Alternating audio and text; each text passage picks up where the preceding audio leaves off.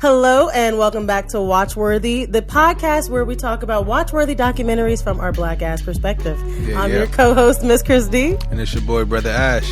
On today's episode, we're talking about the 2023 HBO documentary, Dionne Warwick, Don't Make Me Over. June is Black Music Month, so we thought it would be cool to celebrate a black artist. And, of course, Dionne Warwick is from Jersey, so we wanted to represent in that way. And so this documentary was really cool, short and sweet film that featured some heavy hitters in the music industry because Dionne Warwick is one herself. So, of course, her peers would be in the documentary. There was Smokey Robinson, Stevie Wonder, Elton John, Snoop Dogg, and even a cameo from Bill Clinton. So even he's a fan of Dionne Warwick. While you guys watch and listen to our review, we want to know, do you like genre-bending artists or do you feel like they should stay in their lane?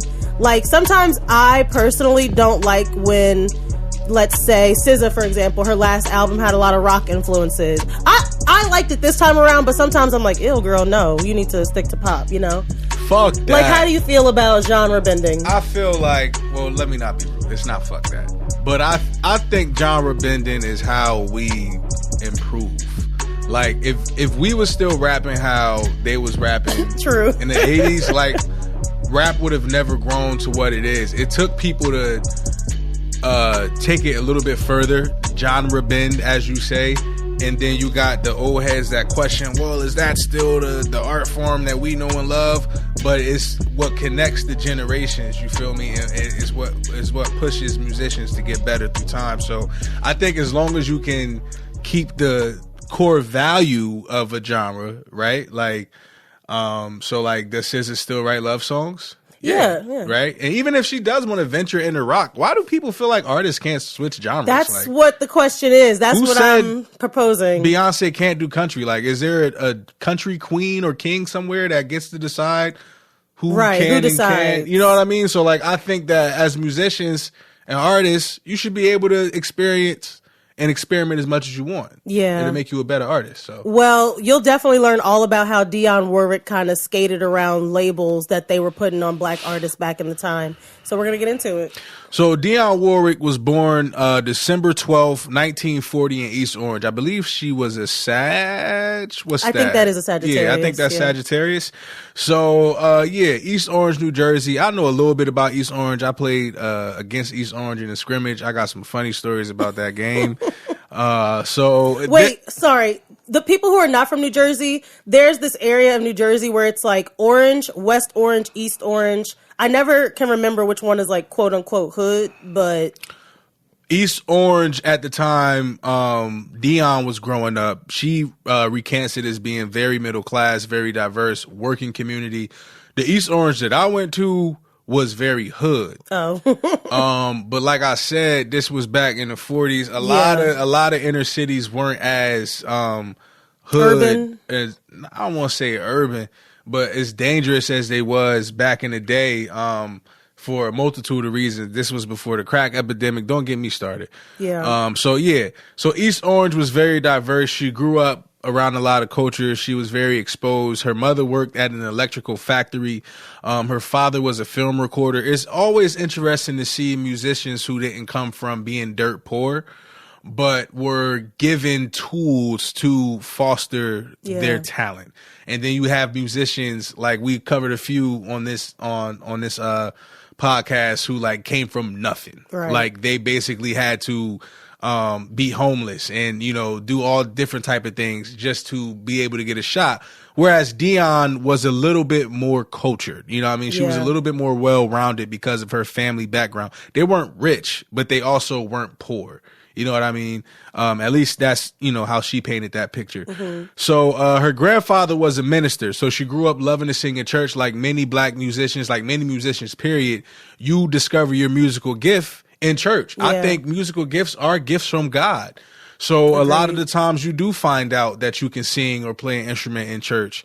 And if you know anything about the black church, her grandfather being a pastor, she was there every Sunday. Mm-hmm. When my grandmother was, our grandmothers were, mine was and too. Your grandfather too. So we know how you at every vacation Bible school, anything Bible study, choir rehearsal. And as soon as they find out you got a little gift, oh, Christina loves to speak in front of people. I have done many Easter speeches, not to toot my own horn, but and as soon as they found out I could play the drums, bitch, I was up there every Sunday learning how to play the drums.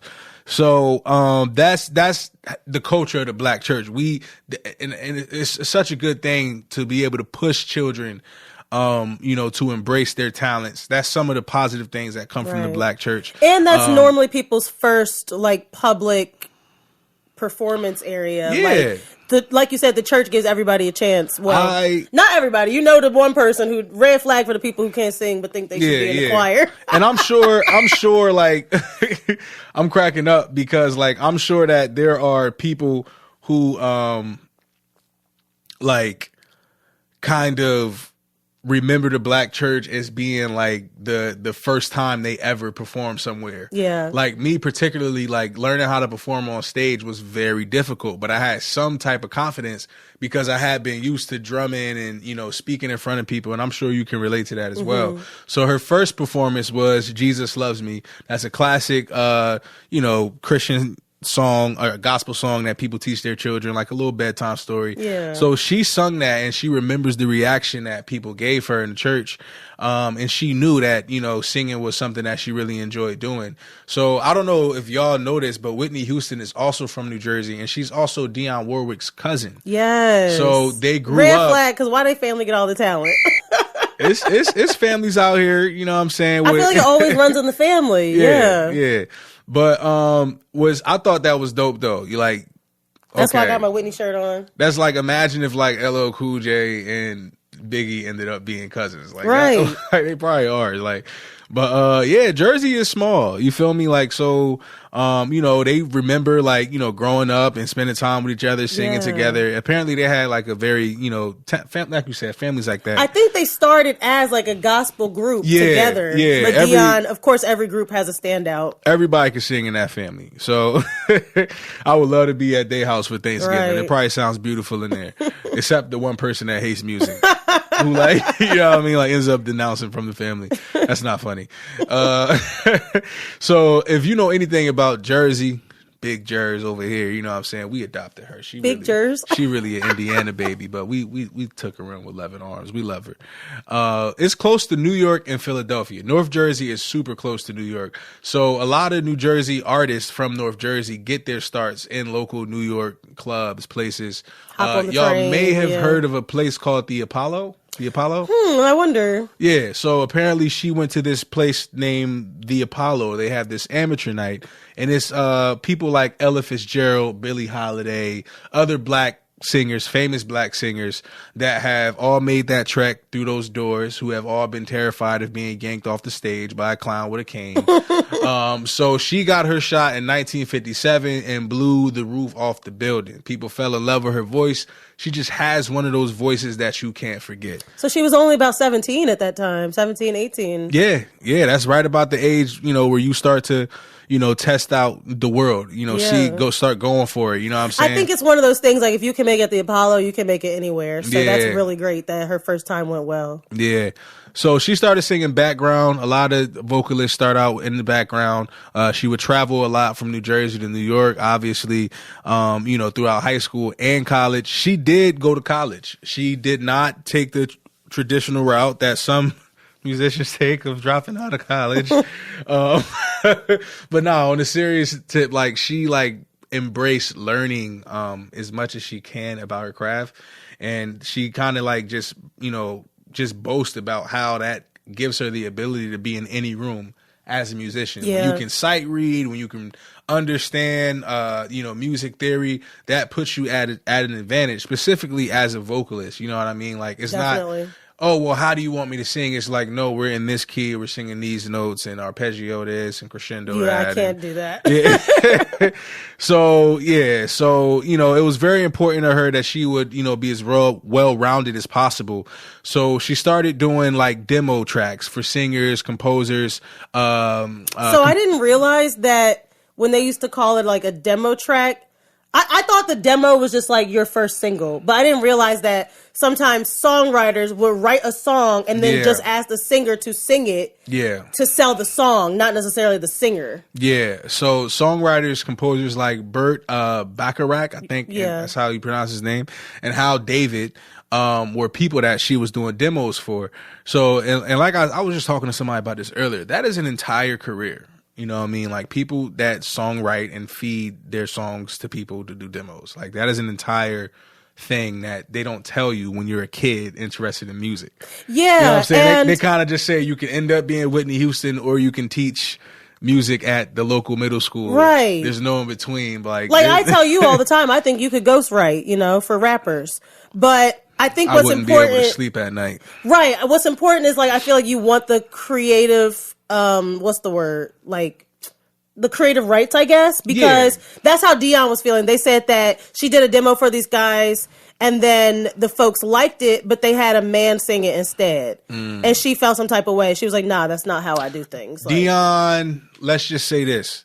The jersey would slip out of Dionne. And she wasn't afraid to let it rear its head. And I love that. You know, being a woman in the music industry isn't easy, but I imagine it was even harder in the 50s and the 60s. Red flag for that, because I'm just like, this is a young black woman figuring out the industry. I think she had maybe a little experience because her family, like I said, did have a gospel group before. But still, like, red flag for them replacing a woman with a man. Yeah, that's the music business, unfortunately.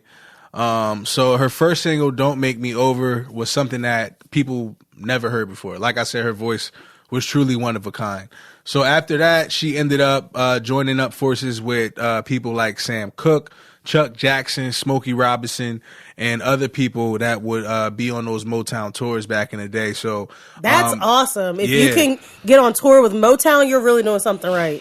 Yeah, as a black musician, Motown was the standard in that time. You know, if you, like you said, you know, groups like Motown, what was the other group we covered? Stax Records, you know what I'm saying? Like, you could get in with one of those groups. That was the best way to Philly, I think Dionne also, like you said, because of her proximity to Philly, she had worked over there before. So those are all kind of artists that we've talked about before and how, especially in this era, the 60s, like that was the place to be.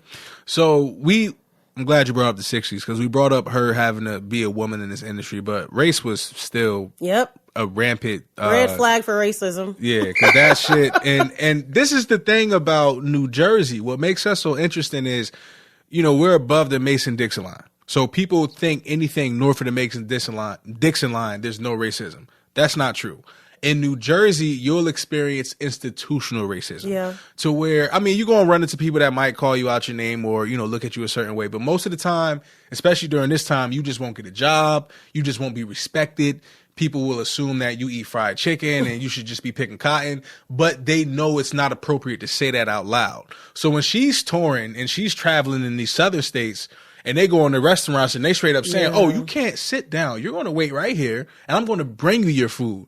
She like, oh no, nah. She was like, I just won't eat here. She literally said the jersey came out and I told her where she could put that food. Yeah, I'm so shocked she said that. I was so surprised she said that. And it wasn't in the trash. I would be terrified back in the civil rights era to be like, shove it up your, like. But I think we talked about this. I love how I keep bringing up different episodes we covered, but we talked about this, how people from the North kind of have this expectation of how you're going to speak to us because we feel as though, and it's a rightful feeling, that we deserve to be respected like regular human beings even back then. Whereas the South, you know, they created life down there and they may not have been as racist as times before, but it was still the South. Like you were still a boy or a girl. Yeah, you know what I'm saying? It was like the respectability politics. Yeah, when you come up top talking to a black man like that, he's going to look at you like something's wrong with you. Like, nah, bro, it's like, what? Yeah. So I thought it was interesting to see that she embodied that,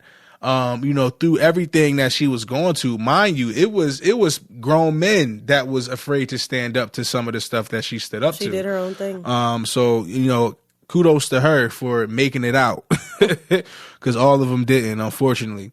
So, so another thing about her, like, she was a heavy smoker. I didn't know that. People encourage her to stop smoking. Red flag. Red flag for the smoking? No, people telling her to stop. No, red flag because I think sometimes smoking just brings like the raspiness, the raspy soul to. I mean, it's not a great habit. It's not a habit, and I'm not saying it's like a hack. Like, hey, if you really want people to connect, start smoking and destroy your lungs. No, but I thought it was interesting that, you know, as beautiful as her voice was, you wouldn't think that she had a smoking problem. I feel like that is a thing, like you said, because Whitney used to smoke and whatever, and I'm just like, how can you hit those notes and smoke? I don't understand. I think you're born to hit those notes or you're not. But she literally, again, she just marched to the beat of her own drum. She was like, I'm not going to stop smoking. Yeah, like if you can... She's 80 now, so I don't know if she still does. If you're supposed to sing like Dionne Warwick, you aren't taught how to do that. You're just born with her voice, and smoking probably...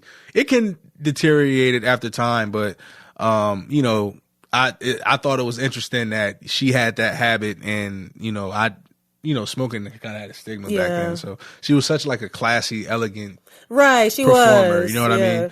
But we're all human. So Clive Davis, Olivia Newton-John. Sorry, I said her name weird. Carlos Santana were all musicians and people who complimented Dionne's huge vocal range in their documentary.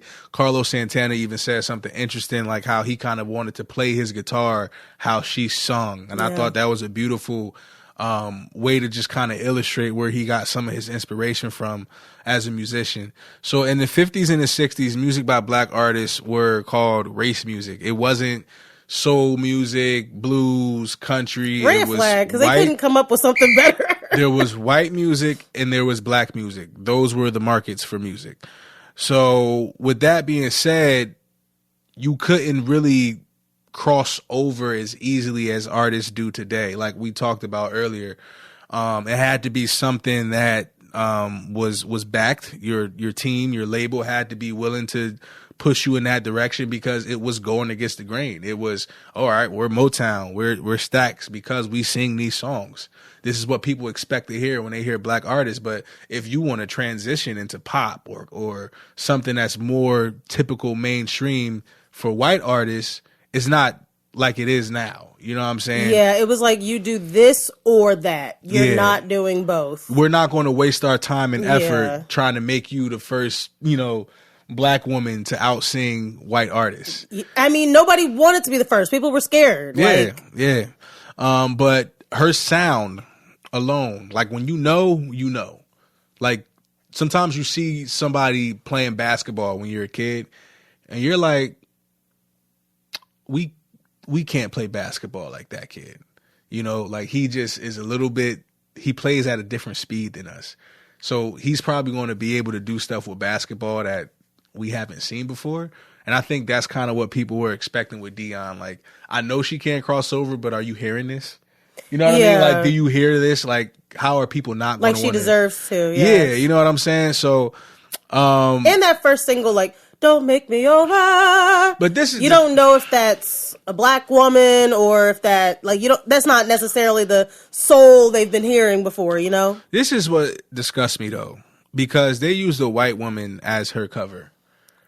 Red flag, the cover of her album. Yeah. So like if you were listening to her for the first time, you would think she was a white woman, but she just wasn't.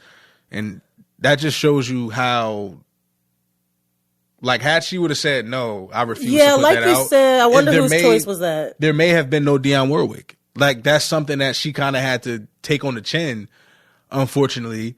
Whose idea was that, though? The record label, her manager, like... I don't remember, but... And she must have had to approve it. Yeah, I'm sure. Well, maybe not. They probably didn't approve it. They probably went over her head. It's something that they probably thought was best for her. But, she was very vocal about it when she went to perform places live. Like, oh, yeah, I'm black. I don't, y'all black. So, yeah, and I'm beautiful. I'm black and I'm beautiful. Like, and she was proud. So I just think it's interesting. Like people say, "Oh, don't sell out." Like it's not selling out if you weren't in the 60s and you don't know what it's like. You know what I'm saying? Like she did what she had to do, and we're here talking about her now because she did. So both blacks and white people thought that her music was, a little bit like selling out. Nobody really knew where her music would fit, but that's what happens when you're a trailblazer. That's what happens. And I want to put a red flag because, like you said, they did the exact same thing to Whitney. So it's ironic that they're related because they both kind of broke through that barrier in their respective decades. Yeah. Dionne in the 60s, Whitney like in the 80s. Basically just black women who want to sing pop. And that's what Lizzo is trying to do right now. She's pushing like, why can't I be a black girl who likes pop music? I, for one, am a black girl who loves pop. I love me some Kelly Clarkson. I love me some Katy Perry. And it's just like, we listen to this too. We sing this too. So I really just don't understand what the pushback was. The only thing was her color of her skin. That's it. I don't think they don't want, to split the pot. Because you know what happens when you put black talent in anything. True. So, yeah, it comes down to money. But what about the black people? Why don't black people support black people who trying to do something different? It's because people are afraid. How is that a sellout? It's people are afraid of what they don't understand. You know what I'm saying? Like, I'm not afraid to say I like this music if nobody else likes it. But sometimes people are afraid to do that. But also, it might come off as like pandering. People don't like when black people pander to white people. But in this case, Dionne was not pandering. Yeah. When you came to her show, she was like, oh, no, I'm black. Yeah, yeah. She had international appeal. She, was able to get a lot of traction and a lot of momentum to start her career in the States from pushing her music in Europe and other countries. So Marlene Dietrich, one of the first German actresses to make it in Hollywood, was kind of like a mentor to Dionne in Europe. She had, limos sent to, take her where Dionne needed to go. I love that for her. She took care of her. I believe this is what y'all call girl power. Girl power. I really feel like, again, I don't know why in every documentary we learn that American artists have to go to Europe to be really taken seriously.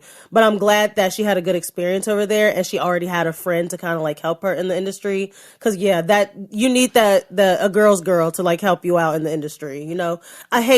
I hate the girls going against the girls in the industry these days. And I love how receptive Dionne was. She had mentors like Sammy Davis Jr. I wouldn't say she considered Elvis a mentor, but she did have a positive response to something that I thought was a little Elvis-like, which was weird. Apparently, he was putting pictures of himself in her albums at record stores, but she helped sell, yeah. She sold a lot of albums. So instead of taking it like, why the fuck is he doing this or this, that, and the third? Which I probably would have took it like that. I would have been pissed off. It would have been a whole beef. I don't know. I feel like it was just a little boost like, oh, the women buying your album probably like Elvis, so here's like a little... Yeah, so she kind of took it like, oh, well, thank you, Elvis. Like, I don't know. But, Elvis... It just goes to show how everybody across colors was trying to help her. It wouldn't be the first time Elvis had his greasy hands on some black talent. And I'm going to just leave it at that. Yeah. So she returned to the United States and her career just snowballed from there. Like, she ended up being Dionne Warwick. So after getting her start at the Apollo and, going overseas, she went on to perform at Brooklyn Fox, which is a very, popular thing to do back in the day, apparently. I don't really know. Apparently that's another big New York venue like the Apollo. Yeah. So back then television wasn't open to black people being on red flag. Like we really didn't see ourselves on TV a lot. What's that black person doing on TV? Like if we were on TV, we played like a mammy, a butler, a slave. That kind of made me rethink Tom and Jerry because they always showed that woman's feet and it was just like black feet. Yeah. Like the house shoes, like she was a maid or something. But hey, ain't nothing wrong with that shit. I mean, the depictions of black people on television are poor, but we're getting better. So Dionne's appearances on the Ed Sullivan Show and other TV shows put her in another bubble of fame that a lot of black artists never got the opportunity to do. That was way different. She recognized that. She said, I got to do a lot of the things that my peers didn't do. And I think it's because how well-rounded she was. Like, right. I was thinking about how she had that classical music education, and maybe that's why people took her more seriously in these rooms. Like it's a different type of thing when like you're in a room and they're trying to figure out, well, who's going to play this, that, and somebody says, oh, this, you know what I'm saying? Like she had that gift, that ability. So she would get opportunities that other artists who were maybe just as talented but didn't have that, background weren't able to get. So many black women singers say that Dionne opened the door for a woman behind her. Definitely. I was thinking throughout this whole documentary, like, without people like Dionne Warwick, there wouldn't be this surge of R&B that we have today, you know, like. So Dionne's 1968 song, Do You Know the Way to San Jose, they mentioned in the documentary, that was one that was a little bit poppy, she wasn't sure of, but it was the crossover that she was looking for. It was exactly what she needed to make that transition, that bridge that gap over to pop. And so that year, she became the first black woman to win a Grammy for Best Pop Female Vocal Performance with Do You Know the Way to San Jose. So, of course, it's always the song you didn't expect that wins you a Grammy, but hey, she was happy about it. And I think if you do the count now, she's won like 5 Grammys in total and been nominated like 20 times. So, you know, she really has the accolades to back up everything that we're saying. And so meanwhile, Dionne was starting a family. So this is like 1968, 1969. She said that she married her first love, William Elliott, but then 2 weeks later went to Mexico and got a divorce. Red flag. If you are not sure about marrying the person, maybe you should just wait instead of going and get a Mexican divorce. But like we said, Dionne does things her way, because then just a few weeks later, she came back to her senses and she remarried William. So I don't know what happened. He was like, you better not divorce me. I don't know what. But she had a change of heart and she remarried him. They ended up staying together for 12 years and they had 2 sons. So now it's the 70s and disco is moving in. And that was not Dionne's groove. She was like, yeah, that was not my sound. Like, how am I going to fit in? Same thing we talked about with Luther before, right? Like, the world changes, the music industry changes, trends change. And if you want to stay relevant, then you got to jump on trend. So she was like, nah, I'm not jumping on trend. I'm going to just quit the industry. But Clive Davis is the one who talked her into staying. He was like, listen, you might be done with the industry, but the industry is not done with you. Mm-hmm. That was an exact quote from the documentary. And so he ended up signing her to his label, Arista, instead of her quitting.